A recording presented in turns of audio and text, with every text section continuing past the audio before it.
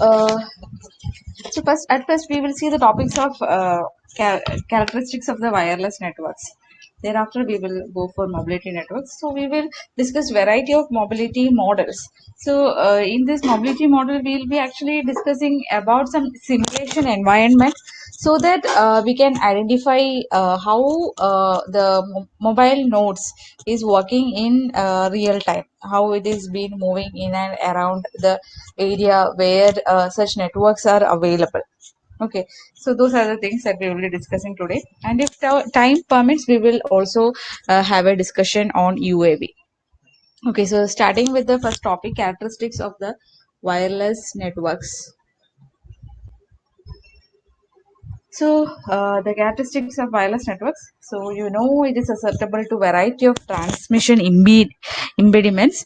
So we will discuss what are those in the coming slides. So they are like path loss, interference, blockage. So such kinds of things are there that we will discuss in the coming slides.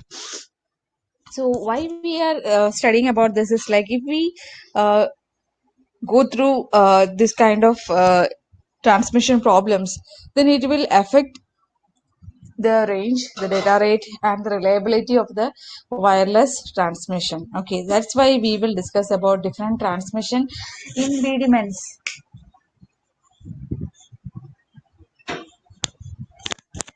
The extent to which these factors affect the transmission.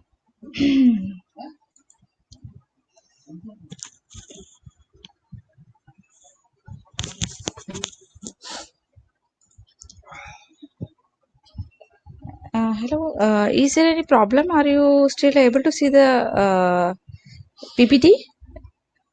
Yeah, ma'am, it's visible, ma'am. Okay.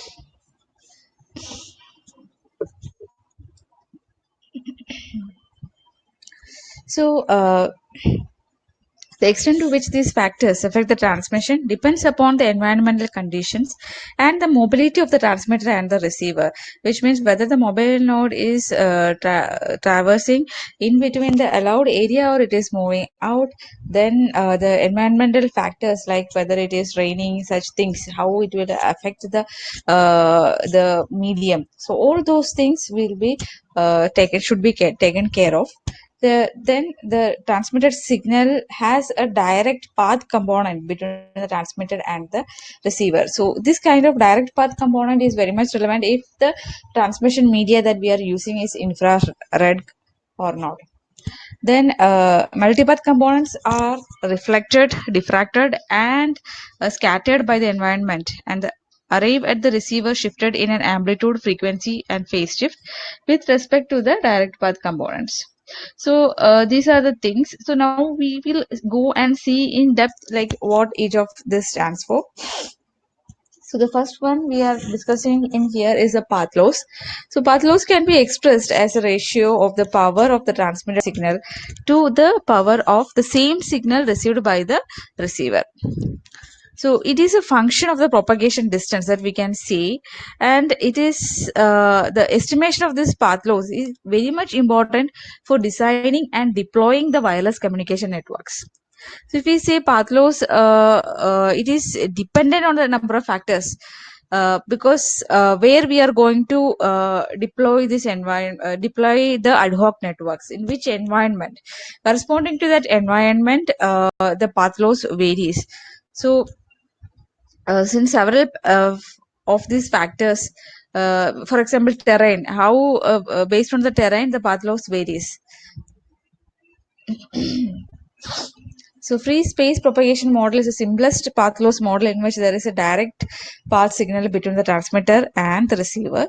So if we express this power received by the transmitter, so we can express it as PR, where R stands for the receiver.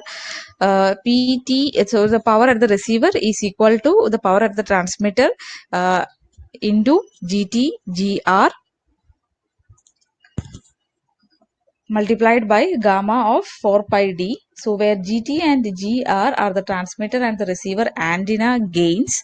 So lambda is the wavelength of the signal that which based on which we are going to use, which wave, which means which frequency bands and such things that we are going to use. So this 4 pi d we are taking based on the assumption that we based on the based on the fact that the earth is round. Okay, so based on this way we will compute the power at the receiver side. So if we are having enough power, then the signal can be transmitted without much loss. So another popular path loss model is a two-ray model or two-path model. The free space model describes here assumes that there is means in the first slide whatever we discussed here. So here we assume that the path here only single path from the transmitter to receiver is there, but in reality the signal reaches the receiver through multiple paths. Okay, because of this occurs because of reflection, refraction, and scattering. So the two path model tries to capture this phenomena, like if even if it comes through multiple channels, then also we should be able to take care of that. This model assumes that the signal reaches receiver through multiple paths. So that's what we are discussing about. Now if that is the case, uh, if that is the case, according to the two-path model, the received power is being expressed here. PR is PT, GT, GR, HT, HR by D square. So PR is power of the receiver, PT is the power of the transmitter again. Then T and GR is again the antenna gains at the transmitter and the receiver side. Whereas here you can see D is a distance.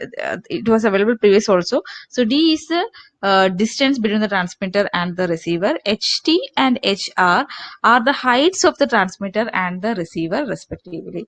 Okay. So in general case, if we talk about the isotropic antennas, which means the antennas in which the power of the transmitted signal is same as in all the directions. So if that is the case, then the received power of the signal will be obtained with a different formula that you can see in the slide. So here one more term is there, which is gamma. So gamma is the propagation coefficient. So here you can see this gamma. So this gamma is the propagation constant that varies between the free space propagation and the strong attenuation. Okay, so this is the first characteristics that we have to think about. Then the next one is fading. So fading actually refers to the fluctuation in the signal strength when received at the receiver. So when a signal reaches the receiver, what fluctuations happen to that? So we can classify it into two types. We can say it as fast fading or small scale fading. The second is slow fading or large scale fading. So these are the two types of fading. So we can see what is fast fading first. So fast fading refers to rapid fluctuations in the amplitude, phase, or multipath delays of the received signal. This occurs due to the interference between multiple versions of the same transmitted signal arriving at the receiver at slightly different times. We are following the multipath scenario, which means the transmitted signal will reach at the receiver from through multiple paths. So if that is the case, then we may get copies of the same signal. So the problem is happening because of the copies of the same signal should be taken care of. So the time between the reception of the first version of the signal and the last echoed signal, that we say it as a delay spread. So this will be used to identify the time gap between the copies of the same signal which is being received. The multipath propagation of the transmitted signal, which causes fast fading, is because of the propagation mechanisms like we discussed in the previous slide. It may be due to reflection, refraction, or scattering. So excuse me. So multipath signals may be added constructively or sometimes it may be added destructively at the receiver, causing a variation of the power level of the received signal. So this received signal envelope of the fast fading signal is said to follow a relay distribution if there is no line of sight path between the transmitter and the receiver. Or we can say it follow a ration distribution if one such path is available. Okay, so this way we have to take care of the fading thing. Whereas if we discuss about the slow fading, so slow fading occurs when objects that partially absorb the transmissions lie between the transmitter and the receiver. So it occurs when these objects uh, observe the transmissions which transmissions between the transmitter and the receiver, so which means some part of the signals is being lost. So slow fading is so called because the duration of the fade may last for multiple seconds or minutes. The slow fading may occur when the receiver is inside a building and the radio wave must pass through the walls of the building, or when the receiver is temporarily shielded from the transmitter by a building. Okay, so when it has to pass through the walls, so when it passes through the walls, it may lose its power. So slow fading may cause the received signal power to vary, though the distance between the transmitter and receiver remains the same. So, slow fading is also referred to as shadow fading. We will use these terms in the coming slides also. So, shadow fading, since the objects that cause the fade may be large buildings or other structures. So, in the coming slides, when we discuss about the mobility models, we will be making use of these terms like slow fading or shadow fading. So, at that time, it means like there is some obstacles between the transmitter and the receiver. So when there is some obstacles, it may affect the power of the signal, thereby it will affect the quality of the signal which is being transmitted. So it will in effect it will affect the payload which is being transmitted. So next one is interference. In so wireless transmission has to counter interference from a wide variety of sources. So, two main forms of interference are adjacent channel interference and co-channel interference. If you talk about the adjacent channel interference, in this signals in nearby frequencies have components outside their allocated ranges. So these components may interfere with the ongoing transmissions in the adjacent frequencies. So that happens with the adjacent channel interference. So if you want to avoid this, we have to introduce God bands between the allotted frequency ranges so that there won't be any overlapping between the adjacent channels. So God band means we are not using that for any transmission. It is just some frequencies bands which may not be used for any transmission. Now, co-channel interference, we say it is as narrowband interference also sometimes. It occurs due to other nearby systems, maybe because of the AM or FM broadcast it occurs. So, due to these nearby systems, it using the same transmission frequency.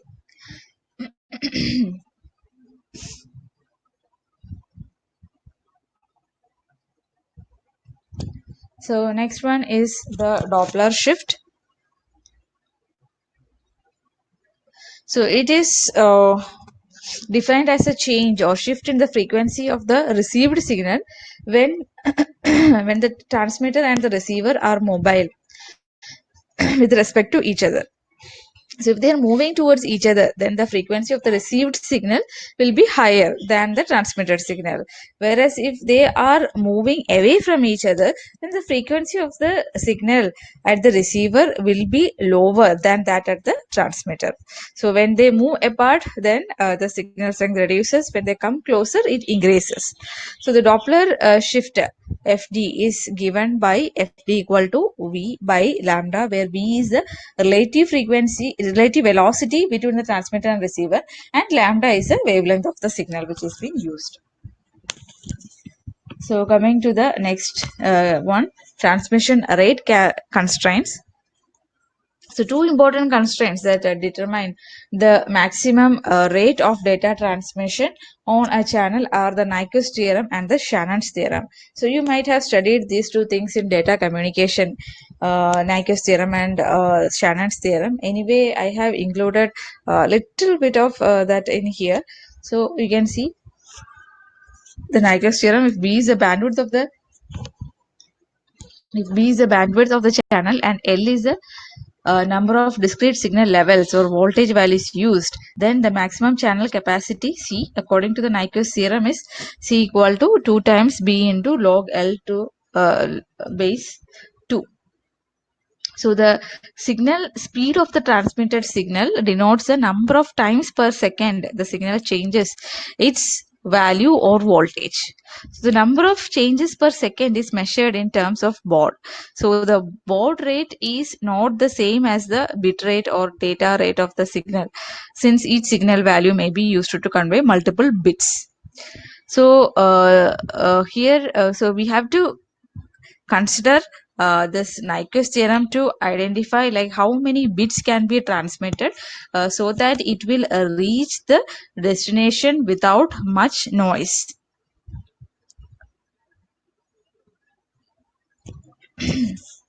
So if we talk about the Shannon's theorem, then noise level is considered here. So here you can see C is B times log to the base 2 of 1 plus S by N. So where S is the signal to noise ratio and N is the noise power. So here we consider the noisy channel, whereas in Nyquist theorem we consider there is no noise. So we consider it as a noiseless channel in the case of Nyquist theorem, whereas in Shannon's theorem we consider that there will be some noise present in the channel. So if that is the case, then how well can we transmit the data? So next we will be discussing about the mobility models. So with this we are going to the next topic of mobility model. Okay, so mobility model patterns are the key criteria that influence the performance characteristics of the mobile ad hoc networks.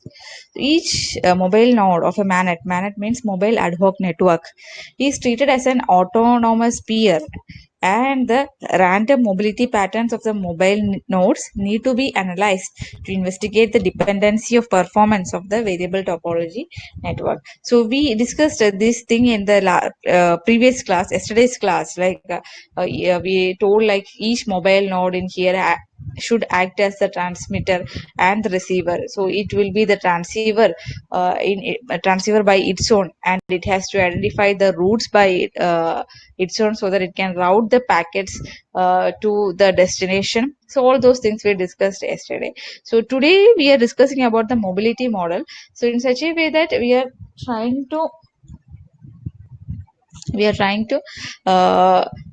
simulate the network environments to identify how the mobile nodes are moving around. So MANET is a resource constrained communication network with limited energy, computing resources and memory. This also we discussed yesterday. Many mobility models are designed to recreate this real world. The statistical properties of the mobility models are analyzed, designing different mobility matrices, and we study the influences of these mobility models on performance of networking protocols, including routing, service discovery, and things. So coming to the classifications of mobility model. So the mobility model that accurately represents the characteristics of the mobile nodes in an ad hoc network is a key to examine whether a given protocol is useful in a particular type of mobile scenario.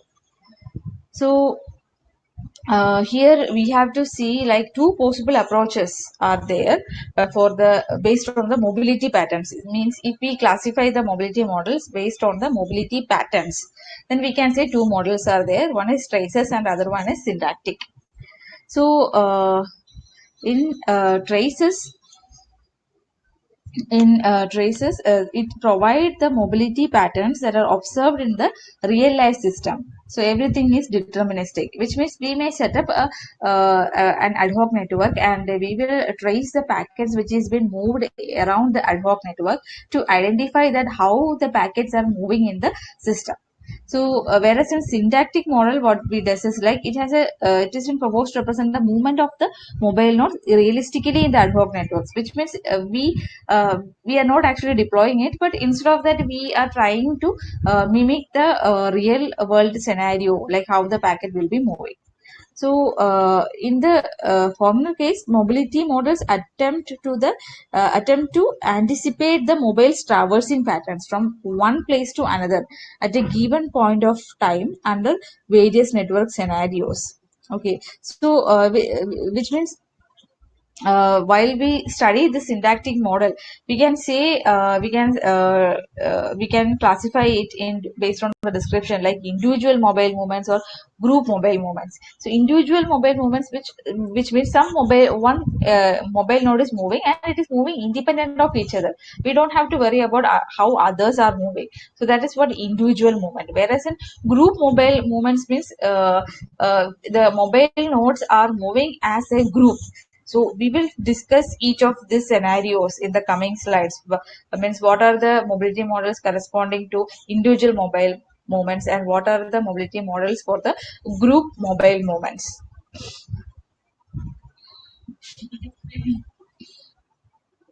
So here in the group mobile models, we have to study the movement of a node relative to other nodes in the group.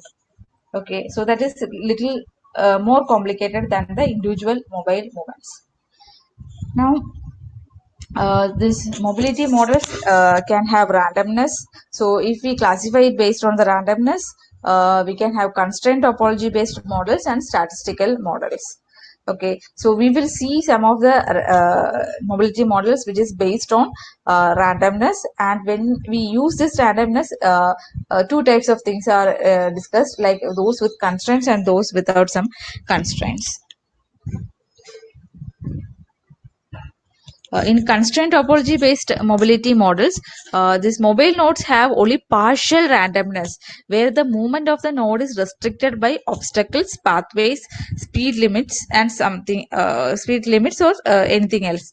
So if the nodes are allowed to move anywhere in the area and the speed and direction are allowed to choose by its own, then we say it is total randomness. So that is what statistical models do. Okay, so if the movement of the mobile node is being restricted by any obstacles or any such things, then we say that it is having only partial randomness. So this constraint topology methods will come under that scenario. Whereas if the mobile node is free to move in its own, then that is our statistical models.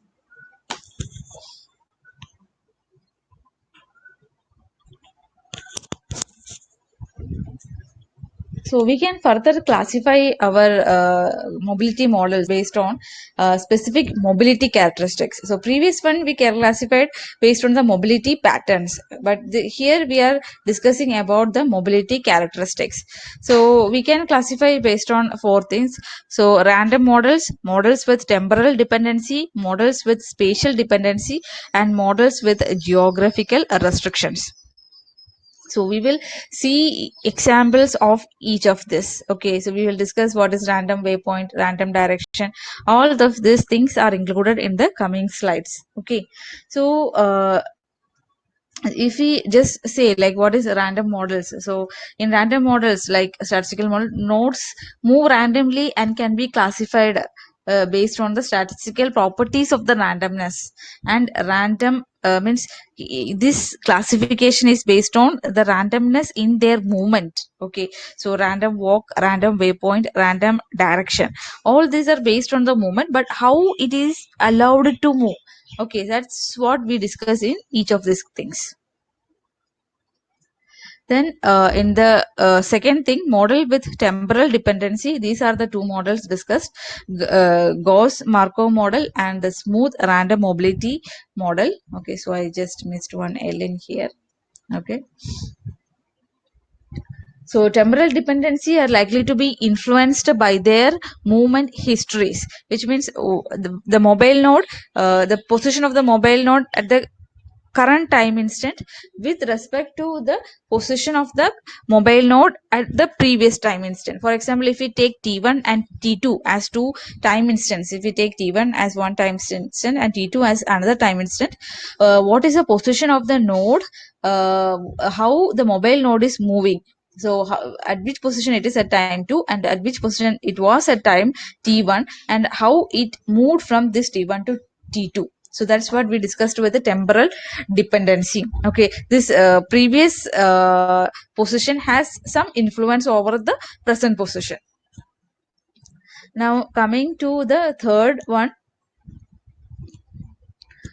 which is the models with spatial redundancy. So here the mobility scenario is like the mobile nodes tend to travel in a correlated manner. Okay, so when one mobile node is moving, it is moving with respect to some other nodes. So that is what we say, like in a correlated manner. So these mobility models, we say that the mobility models with spatial redundancy. The thing that we discuss here is reference point group mobility model that we see in the coming slide. So you will get some more idea on this. And the last one is the models with geographical restrictions. So it can, the thing that we discuss here are the pathway model and the obstacle mobility model. These are the two mobility models that we will discuss in the coming slides. So here the mobility is restricted. There will be some restrictions based on the geographical coordinates. So it will be somewhat same as that of the constraint topology based model, where the movements of the mobile nodes are constrained by I told constraint models where the movement of the node is been constrained by some obstacles or some other features. At that time, means in the previous slide I told. So this constraint topology based models, so it has only partial randomness. It is the movement of the node is being restricted by some conditions. So this geographical restriction is one of that, which means some geographical coordinates is being introduced so that our mobile nodes cannot move beyond that. So whatever is the randomness in its movement, it is restricted within the area.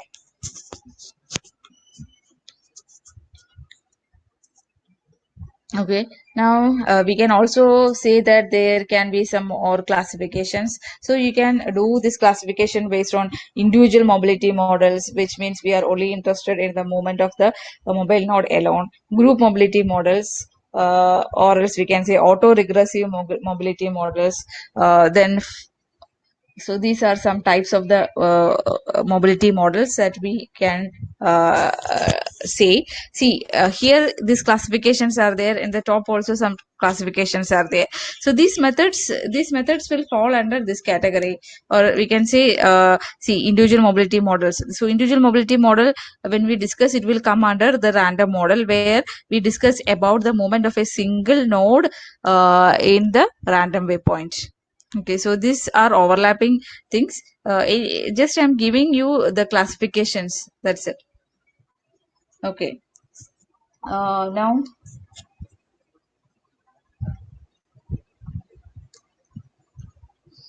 so if we talk about auto-regressive mobility models, so it considers mobility patterns of individual nodes or a group of nodes, correlating the mobility states that may consist of position, velocity, and acceleration at consecutive time instants. That's what auto-regressive mobility model stands for. So again, it comes under the spatial dependency. Okay, now if we talk about the flocking and swarm mobility models. So if that is the case, we are talking about a coordinated movement task performed by the dynamic mobile nodes over self-organized networks in nature. For example, this folk swarming again will come under the spatial dependency, and temporal dependency will come in this swarm mobility models. Now if we talk about the virtual game driven mobility model, so it deals with an individual node or group of nodes based on the user or player strategies that are mapped from the real world to virtual agents interacting with each other or with groups of mobile users. So which means it's a virtual reality. Okay, so whatever is your place presently in the real world, but it is been mapped into some virtual world.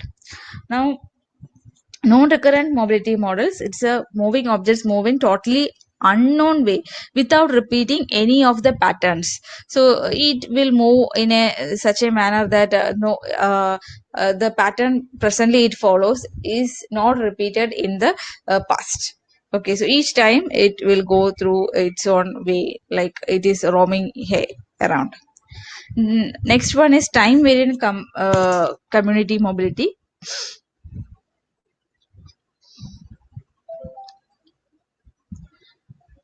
So in time variant mobility model, it captures the non-homogeneous behavior in both space and time with internal dependency of the community of interest.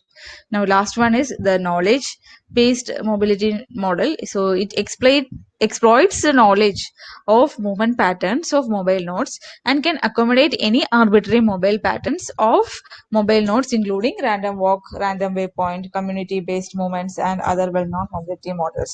So which means we will learn how the mobile node is being moved around, and that will be used for the further communications. Okay. So now we will discuss on the formulation of the mobility model.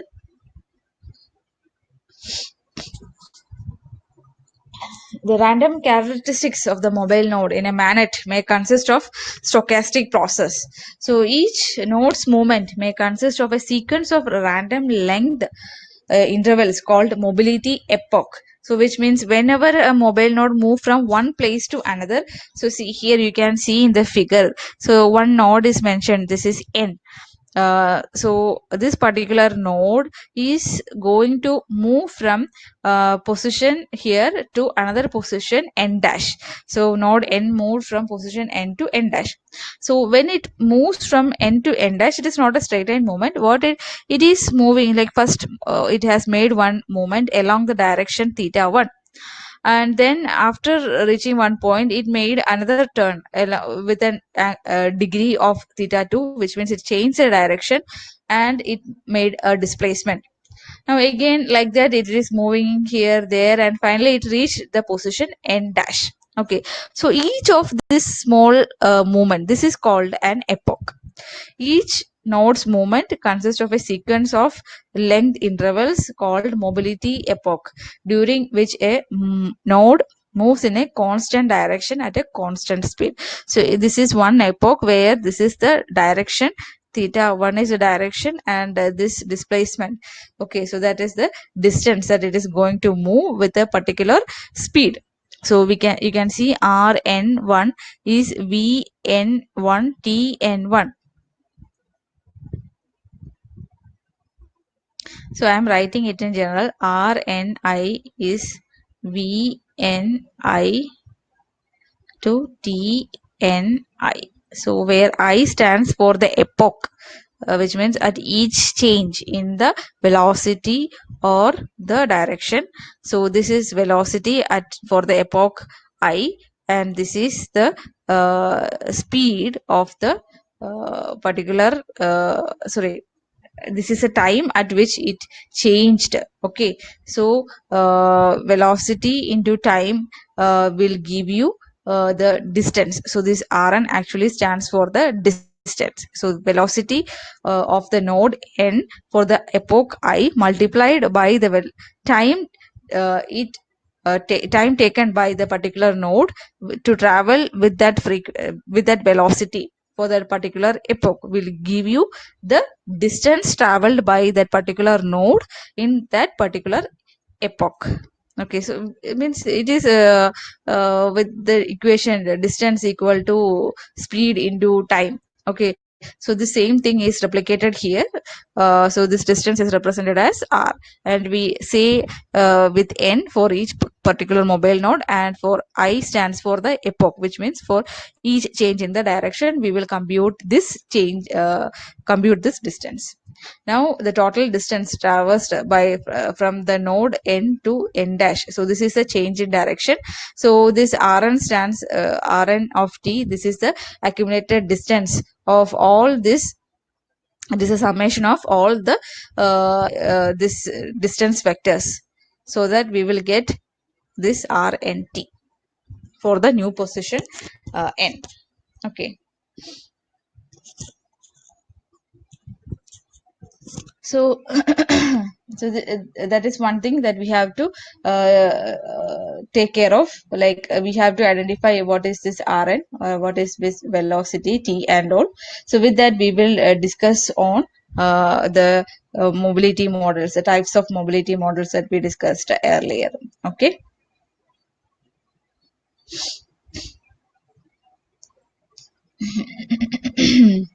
So I think I did not include, okay, I did not include the figure of relative movement.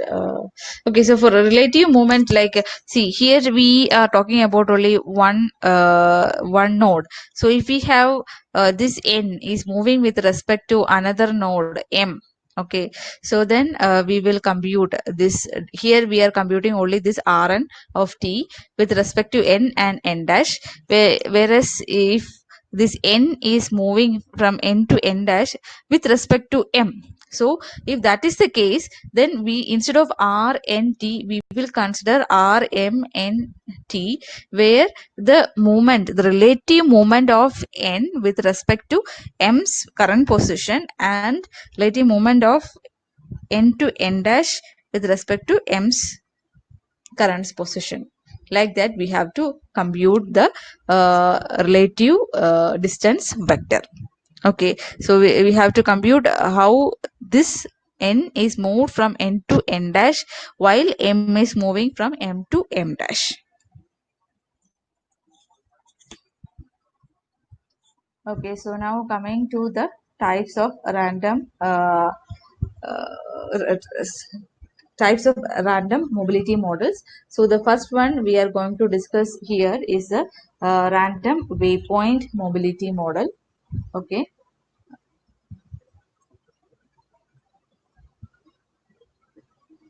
So in the random waypoint mobility model, so what we does is like, see here first we are discussing, like we are talking about the individual mobile node which is moving in the simulation scenario, and it can move around with the randomness, so it will be changing its position every now and then.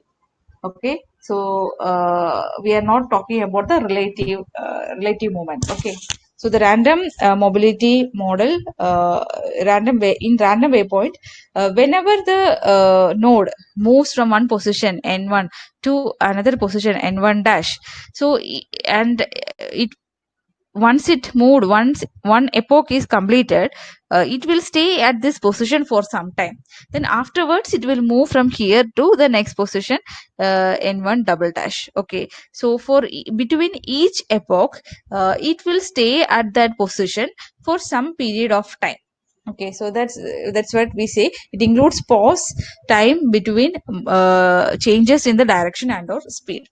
So Mn begins by staying in one location for a certain period of time that we say as the pause time. So once this time expires, the mobile chooses a random destination in the simulation area and a speed that is uniformly distributed between min speed and max speed. So there is some limitation given, like how much speed it can move. So minimum speed is usually 0 and maximum speed is sometimes in the simulation it will be kept as 10 meter per second. Okay, so like that we will keep this movement of the mobile node. See, these are some simulations. Okay, so you can simulate this in the ns2 software, so you can identify how the mobile nodes are moving under each of this mobility models. So when mn travels toward the newly chosen destination with a selected speed, so each time it may choose different speed. It may move uniformly, or it may take the speed dynamically. So but we are saying that it is random, so in a random case most of the time the speed will be different. So upon arrival, the MN pauses for a specified time, then starting the process again. So it will go on doing this again and again. So here you can see this diagram. So this is the diagram which corresponds to the random waypoint mobility model. So one mobile node is moving from one position to other, then it stays at that point for some period. So each pause is indicated here with these dots. Okay, so those are the movements of the mobile node in the area. Now, see, we were discussing about random waypoint, but there are two other random models we told in the discussion slide. So there, I told random mobility and random walk mobility and random direction mobility. So we can say that this random walk and random direction are special cases of our random waypoint mobility model. The difference is that if we talk about random walk, then there is no pause. Okay, the mobile node just moves from one position to another, again another epoch from that position to the next. Like that, it will keeps on moving. Okay, it is not taking a rest at any particular point. That's what random walk mobility model discusses. Whereas if we talk about the random direction model, so here you can see the difference between these two diagram. This is the one corresponds to the random direction, whereas this is the one corresponds to waypoint. So you can see in the random waypoint, so much of traffic is going on at the center portion. It is moving, oscillating in the center position itself, so lot of time. Whereas in the random direction mobility movement, what it does is like whenever it makes a movement, it will try to reach to the boundary of the area. Then from that position, it will move to other places. So now the movement of the node at the center portion is now reduced compared to the random waypoint mobility model. So how it is different between each other is like, see, in the same area there will be other multiple nodes. So if this particular node is moving here and there within the same region, then the traffic at a particular area becomes high. So whereas in here we are trying the boundary conditions also. When it moves to the boundary, what will be the signal strength, how it is affecting the neighbors, such things can be tested. Similarly, the traffic at the center portions is also reduced. So this is with our random waypoint mobility model. Now the next one is smooth mobility model. So we can say this is also a random model. The only difference is that in the previous slide, in the slide, previous slide, you can see like, see, all the movements that it made are like sudden changes. So there is some immediate turning from each point. So abrupt transition at its position. Whereas in smooth mobility model, each of this movement will be smooth. Okay, instead of making sudden changes at some particular point, we will compute this change in velocity and time periodically, so that the movement will appear, it will be appearing smooth to us. Okay, so that is the concept of smooth mobility model. So now the coming to the limitations of random waypoint model. These are the limitations: temporal dependency on velocity.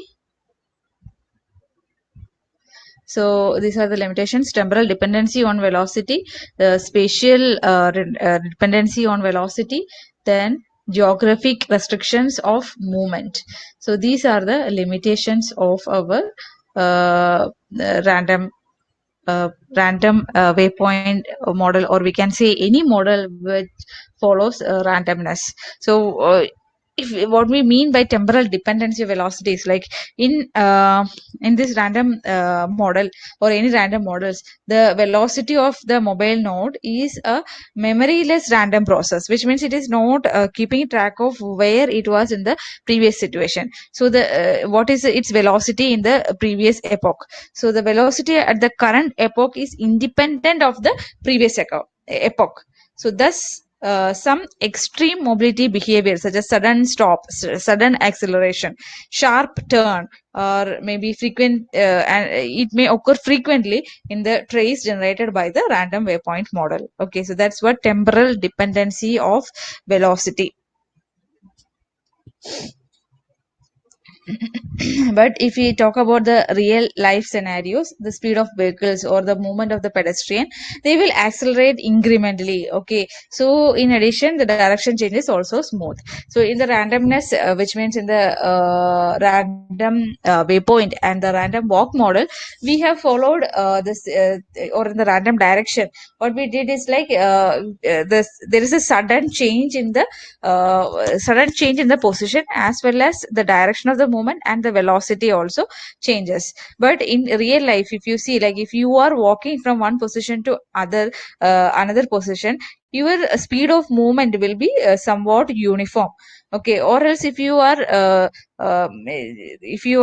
increasing your speed, which means if you want to walk fast, then at that time that change in your speed is incremental. It is not a sudden change. It will be step by step increase in that. Or if you are slowing down, then also there is a time period in which you are slowing down the speed. So our position changes will be more or less smooth. Okay, now spatial dependency of velocity in random waypoint and this random models, the mobile node is considered as an entity that moves independently of the other node. So that's what we discussed till now. So this kind of mobility model, this mobility model, what happens is in some scenarios like battlefield communication and or museum touring, some kind of some such particular cases, the movement pattern of the mobile node may be influenced by certain specific leader node in its neighborhood. See, so in the random node, we are only interested in the movement of the particular node. So, whereas spatial dependency of the velocity, so that we are saying that's as I told, like in the museum tour, we will be following a guide. So guide is explaining things to you. So your speed depends on the speed of your guide. So how he tells the things, how much duration he is staying at one particular point. Based on that, we will also slow down at that position. We will be moving in and around based on the movement of the guide. Okay, that's what the real life scenario stands for. Now, next one is the geographic restrictions of movement.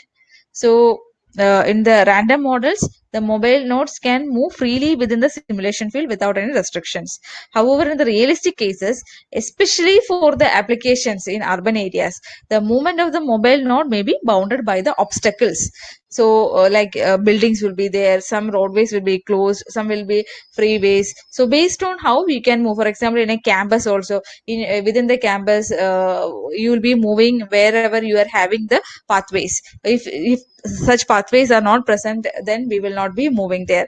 Whereas if you go through these slides, it is just moving here and there without any such restrictions. Okay, so these are the problems with our random based methods. It will just move without checking for the real life or real world scenarios.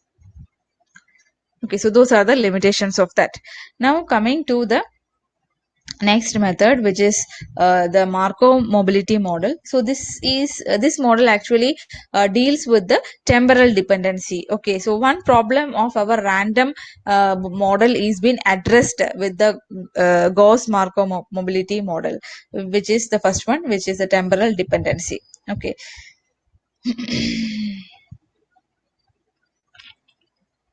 So in this, the current velocity of the mobile node may depend on its previous velocity.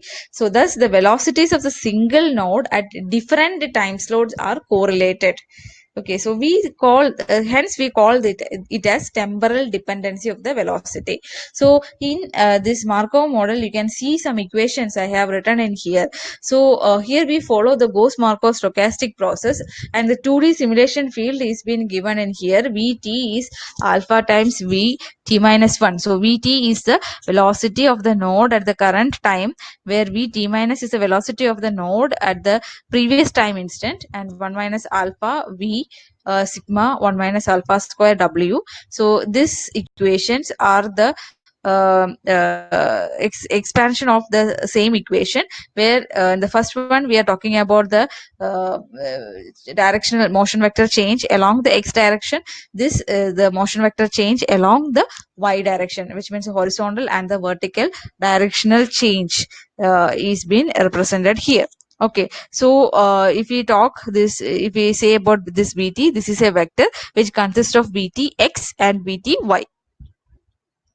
Similarly, Vt minus 1 is a vector which consists of Vt minus 1 x and Vt minus 1 with respect to the y direction.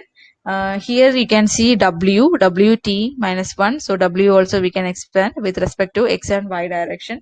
This is the uncorrelated random Gaussian process with mean 0 and variance is there, sigma square is there, and alpha, you can see this alpha. Okay, so this alpha actually determines the randomness. Okay, so it represents the these are the vectors that represents the memory level. As this v, this is a memory level. Then sigma, you can see this one. So this is the asymptotic mean and asymptotic standard deviation of our mobile node. Okay, so if we talk about alpha, so alpha we can is also expressed as we can express alpha with respect to x direction and y direction. So what it stands for is like it is a parameter to reflect the randomness of our Gauss-Markov process. Okay, so if we say alpha is 0, so if we say that this alpha is 0, this equation will be reduced. Like we alpha is 0 means bt minus 1, this term will go, and here we will be having bt, and this one also will be expressed with terms of w. Okay, so what happens is that here we are not talking about the velocity at time. So t is exactly same as that of the velocity at the previous time. Okay,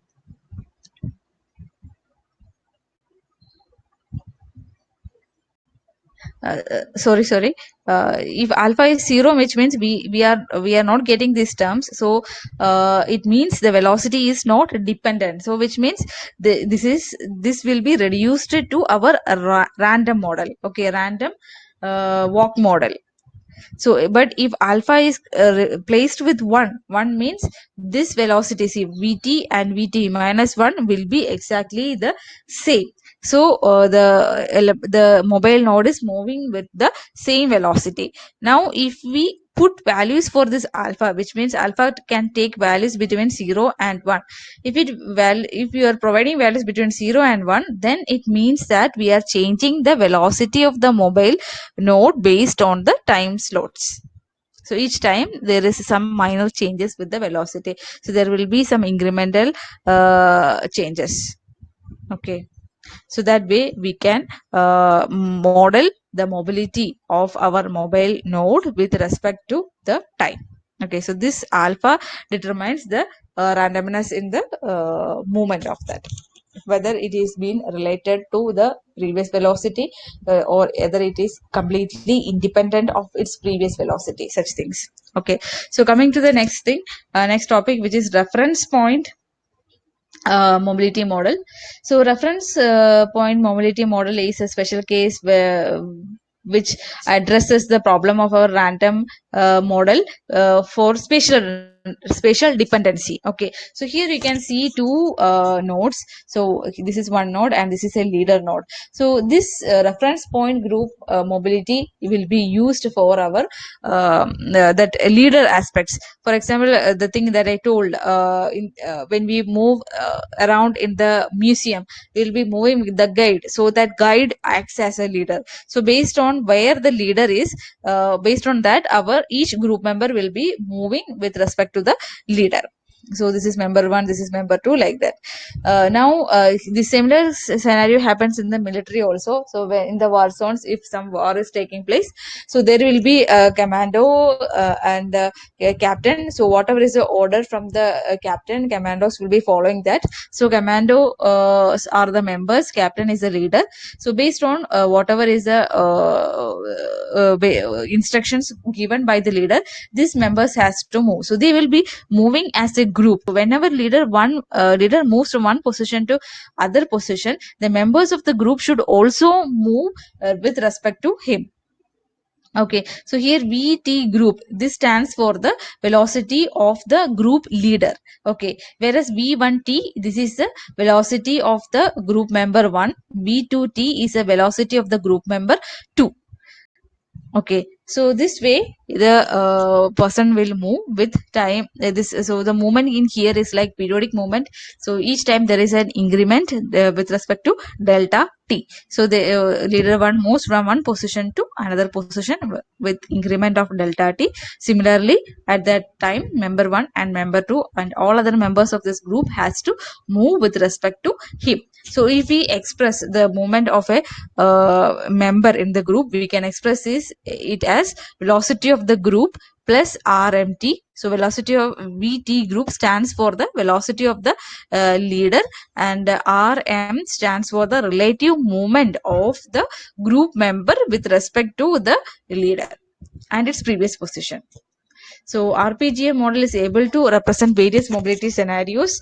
So these are the three types: in-place mobility model, overlap mobility model, and convention mobility model.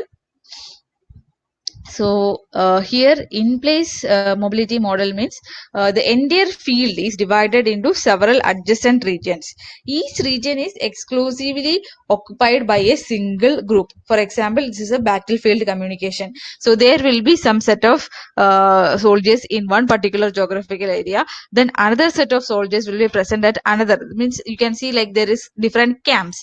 So each camps will be present at some particular location. So they have to, when one camp is moving from one position to another, the other camp will move accordingly. Okay, so that is what in place mobility model stands for. In overlap mobility model, we discuss like there will be some kind of overlapping. For example, disaster relief is an example. So in disaster relief, people working on different aspects will be there. So some will be for medical emergency, some people will be for taking care of the people already dead. So some people will be there for digging the things. So such kind of things are there for overlap. So different people are there in the same area, but they have to set up their ad hoc network in such a way that their movement should not make any signal interference with the other people's communication. Okay, that's what overlap mobility model stands for, which means different groups are present in the same field. Next one is convention mobility model. So this scenario is to emulate the mobility behavior in the conference kind of scenario. For example, the area is divided into several regions, while some groups are allowed to travel between the regions. So some people will be moving in and around, some people will be permanently at some place. So that is our convention mobility model. So based on this, we have to represent our RPGM mobility model, which means we say the people are the mobility nodes are moving based on the group leader, but how it is been designed, that depends on the area of application. So based on the scenario or the area of application, we have to come up with the method so that they can interact each other smoothly. Now, next we will discuss some set of spatially correlated models. So these are spatially correlated models, which means some nodes are traveling in a cooperative manner. So three mobility models comes under this category: column mobility model, pursuit mobility model, and nomadic mobility model. So if we talk about the column mobility model, we say okay. So if you talk about the column mobility model, it represents a set of mobile nodes that move in a certain fixed direction. So this mobility model can be used for searching or searching activity, such as destroying mines by military robots, etc. So we are trying to means some robots is been deployed at a mine area. They have to move in some fixed direction, and they have to update the status based on its movement. That's what column mobility model. So at fixed time slots t, the mobile node I has to update its reference point to the concerned people. For example, if we say like RP is a reference point of the node at time t. So if you're talking about a particular member I at time t, then if it makes one movement, then at its position will be changed from its previous time constraint.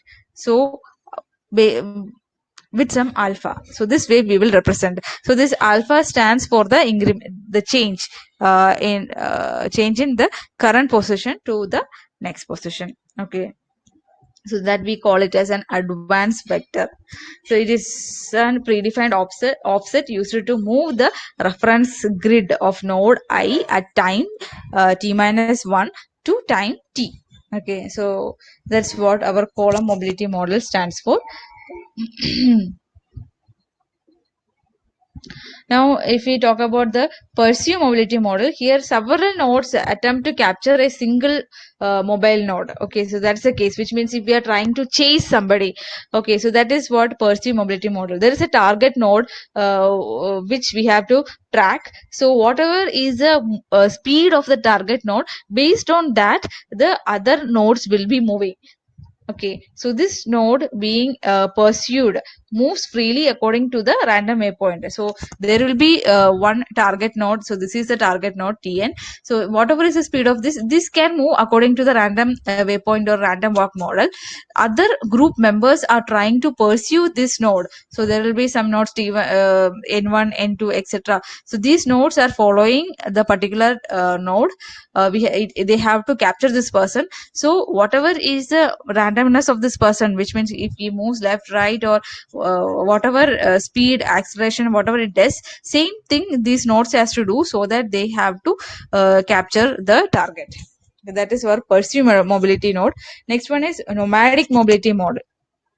So it represents the mobility scenarios where a group of nodes move together. So it is again some type of the column node, but in column node people are allowed to move in a with respect to a column, which means there is some fixed movement is there. Based on that only they can make the increments. Whereas in nomadic it is free to move. Okay, so this model could be applied in some conferences or some military application. The whole group of mobile nodes move randomly from one location to another. So that's what I meant. So a column and nomadic are almost the same, but the difference is that column fixed increment is there and fixed direction it will be moving. Whereas in nomadic, again it has that randomness, so it can move around. So we cannot say that it will move with a particular constant alpha. Instead, it will move based on the randomness. It will be a random vector. Now coming to the last slides, I think pathway mobility. Okay, so 2 more slides. Okay, so pathway mobility model. So pathway mobility model is our comes under our geographic models. Okay, this will address the third limitation of our random model, which related to the geographic restriction. So we told like in geographic restriction, there in randomness it is not taking in means any obstacles or such things are not taken into account. So those things will be addressed here. That's what pathway mobility model does. So this is a the simple way to integrate this geographic constraints into the mobility model is to restrict the node movement to the pathways in the map. So if we are going to make this movement in a city or a street, whatever is the map that of the city, that will be taken, and based on that you can design how the mobile nodes can be moving there, which means at which all points you should provide the antenna or access points or some kind of thing, or where all you should put the sensors. So such things will be decided based on the map provided to you. Now based on this we will generate a random graph. So one such graph is shown in the figure in here. So this graph can have some these are the nodes. You can say this rectangle stands for the nodes. So this nodes represents the obstacles, and the edges of this graph, so this represents the path. Okay, so which means through the edges the mobile nodes can move, and when there is any obstacle it cannot move through that. Okay, but if it is a building, again it can go inside. So graphs has to be either randomly generated or carefully designed based on the certain map or of the which is available with you. Now the vertices of the graph. Okay, so those are the things that we discussed. Now so sometimes we will be designing it with this kind of scenario, but sometimes again we will include some freedom of movement, so that you will get some more means ad hoc kind of thing in there.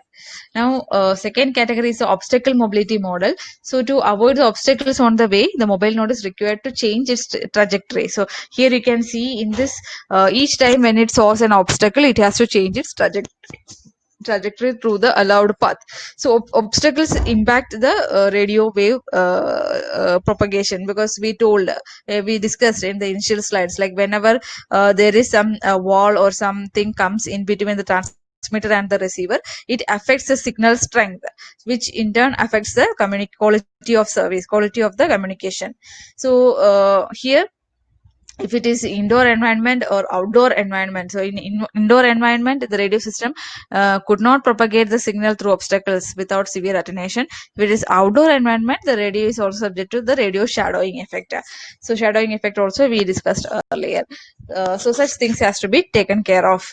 So when integrating obstacles into mobility model, both its effect on node mobility and on radio propagation should be considered. So both aspects should be considered, which means when you are creating the pathways, you should make still allow some movement for the mobile nodes, and at the same time we have to take care of the signal strength so that the communication still has some quality. Okay, so that is our obstacle mobility model. Now coming to the last slide. So if we these are the things that we discussed in the mobility models. In the first slides I have given you some classifications. Now the same thing is been shown here. So the mobility models we have classified as random models, mobility with temporal dependency, mobility models with spatial dependency, mobility models with geographic restriction. So first we discussed random models. In random models, we have seen random waypoint, then random direction and random walk. So these are some random models that we saw. Then we discussed the limitations of these random models, so which are these things: temporal dependency, spatial dependency, and geographic restriction. So to address that, we are having Gaussian Markov model or smooth random model. Similarly, for spatial dependency, we discussed the reference point group model and correlated models also. Three categories we discussed under the set of correlated models. Then the last one was models with geographic restriction, where we discussed path mobility and the obstacle mobility. Okay, so these are the things that we discussed today, and these are the references. You can use these references if you want to learn more on this. Okay. So I think already the time exceeded, so I couldn't start UAV. So we can see that tomorrow. If you are having any doubts with for for today's session, you may ask.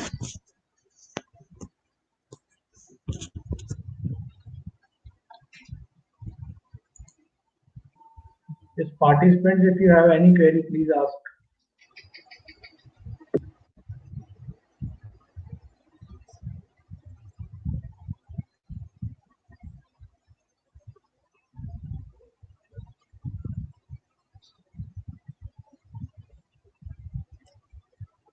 Okay, so I'm not getting any chat.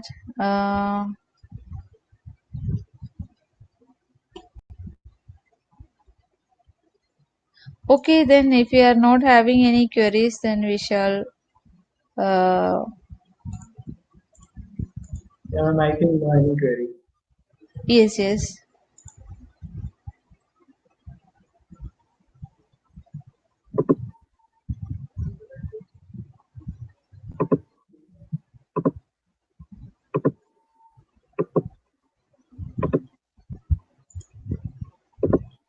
Okay, thank you, ma'am.